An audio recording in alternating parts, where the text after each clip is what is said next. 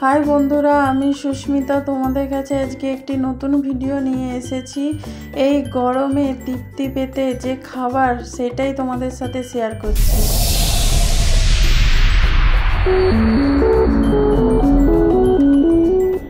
এখানে আমি কড়া বসিয়েছি, কড়ায় তেল দিয়েছি, তেলটা গরম হয়ে গেলে এখানে কিছু পেঁয়াজ আমি ভেজে নেব। আমি এখানে পেঁয়াজ ভেজে রেসিপিটা বানাচ্ছি। তোমরা চাইলে এখানে কাঁচা পেঁয়াজ ইউজ করতে পারো। এখানে আমি পেঁয়াজ কিছু ভেজে নিচ্ছি। পেঁয়াজগুলো আমার ভাজা হয়ে গেছে, আমি নামিয়ে নিচ্ছি। এখানে বেরেস্তাও করে রেসিপিটা করা যায়, কিন্তু আমি বেরেস্তা করলাম না, হালকা পেঁয়াজটা আমি একটু ভেজে নিলাম। এখানে আমি কিছু পেঁয়াজ নিয়েছি আর দুটো কাঁচা লঙ্কাকে ছোট ছোট কুচি করে নিচ্ছি। এর মধ্যে এবার আমি 2 চামচ বেসন দিয়ে দেবো। আমি এখানে পেঁয়াজি বানাচ্ছি, তার জন্য 2 চামচ বেসন দিচ্ছি। স্বাদ মতো নুন আর একটু হলুদ দিয়ে এটাকে ভালো করে মাখিয়ে নেব। জল ঢালা ভাতের সাথে পেঁয়াজিটা অবশ্যই করো, খুব ভালো লাগে খেতে গরম গরম পেঁয়াজি। এখানে আমি স্বাদ মতো নুন দিয়ে ভালো করে অল্প অল্প জল দিয়ে ব্যাটারটা মাখিয়ে নেব।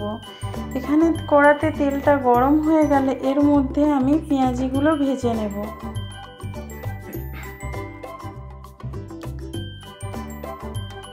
আমি একটু বড় বড় সাইজের পেঁয়াজিগুলো করছি, তোমরা চাইলে একটু ছোট ছোট করেও করতে পারো। এরকম করে পেঁয়াজিগুলো ভেজে নেব। পুরো মচমচে করে পেঁয়াজিগুলো ভাজতে হবে, তাহলে খেতে খুব ভালো লাগবে। দেখো আমার একদিকটা ভাজা হয়ে গেছে, অন্য দিকটা ভেজে নিচ্ছি। ভালো করে লাল লাল করে এরকম মচমচে করে ভাজা হয়ে গেলে আমি নামিয়ে নেব। পেঁয়াজিটা কিন্তু লো আঁচে ভাজবে, নাহলে ওপরটা পুড়ে যাবে, ভেতরটা কাঁচা রয়ে যাবে। এখানে আমি কড়াতে ওই তেলের মধ্যেই 4টে মাছ আমি ভেজে নিচ্ছি। এখানে কিছু মাছ আমি নুন হলুদ মাখিয়ে রেখেছিলাম আগে থেকে, সেই মাছগুলো আমি ভেজে নিচ্ছি। মাছটাও আমি লাল লাল করে ভেজে নেব।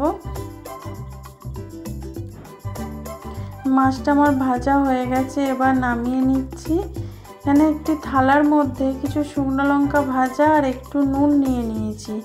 এবার এখানে যে পেঁয়াজ ভেজে রেখেছিলাম সেটা কিছুটা নিয়ে নেব থালার মধ্যে, আর আলুটা নিয়ে নেব।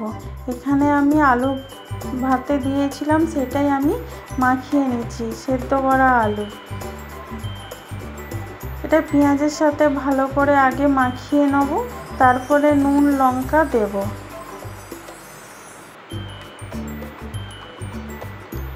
আলুটাকে ভালো করে আগে চটকে নিতে হবে, যেন কোনো দানা দানা অংশ না থাকে।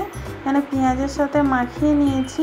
এবার আমি এর মধ্যে আচারের তেল দিচ্ছি, সর্ষের তেল দিচ্ছি না, আমি আচারের তেল দিচ্ছি, তাতে খেতে খুব ভালো লাগবে। একটু আচারের মশলা দিয়ে দিচ্ছি। এবার শুকনো লঙ্কা আর পরিমাণ মতো নুন দিয়ে ভালো করে আলুটাকে মাখিয়ে নেব। এই গরমে বেশি রিচ খাবার খেতে ভালো লাগে না। মাঝে মাঝে তোমরা জল দেওয়া ভাতে এরকমভাবে বানিয়ে খেয়েও খুব ভালো লাগবে। একবার বানিয়ে দেখো, তোমরা এই আলু ভাতেটা রোজ বানাতে চাইবে। এই গরমেতে টক ঝাল বেশ খুব ভালো লাগে, টক টক আর ঝাল ঝাল। আর এই আচারের তেল দেওয়ার জন্য গন্ধটাও খুব সুন্দর হয়। এখানে আমার আলু মাখাটা হয়ে গেছে। এবার আর কিছু পেঁয়াজ ভাজা নিয়ে এর মধ্যে আমি কিছু মসুর ডালকে সেদ্ধ করে রেখেছিলাম, সেইটা নিয়ে নেব। মসুর ডালটাই শুকনো লঙ্কা নুন দিয়ে ভালো করে মাখিয়ে নেব।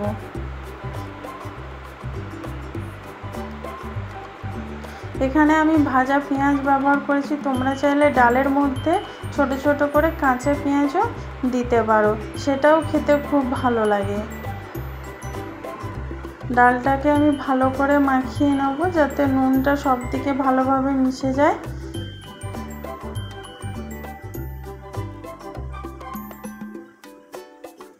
আমার ডাল মাখানো হয়ে গেছে। এবার এখানে আমি কিছু ভাত নিয়েছি, যতটা আমার পরিমাণ, তার মধ্যে একটা লেবু, হাফ লেবু, অর্ধেক পেঁয়াজ, 2টো কাঁচা লঙ্কা নিয়েছি, এর মধ্যে নুন দেওয়া আছে।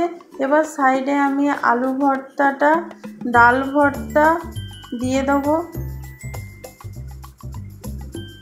এবার এখানে আমি দুটো পেঁয়াজি দিয়ে দেবো, যে পেঁয়াজিটা আমি গরম গরম বানিয়েছিলাম সেইটা এখানে রেখে দেবো।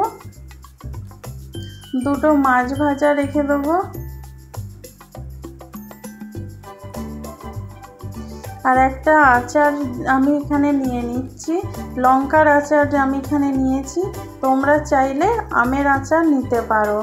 আচারটা থাকলে জল ঢালা ভাতের সাথে খুব ভালো লাগে। দেখো আমার থালার পুরো রেডি হয়ে গেছে, পুরো আমি সাজিয়ে দিয়েছি। কেমন লাগলো জানাবে।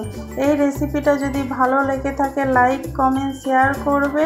কেমন লাগলো আমার আজকের ভিডিওটা অবশ্যই কমেন্ট করে জানাবে। আমার চ্যানেলটা সাপোর্ট করো, পাশে থেকো। নমস্কার।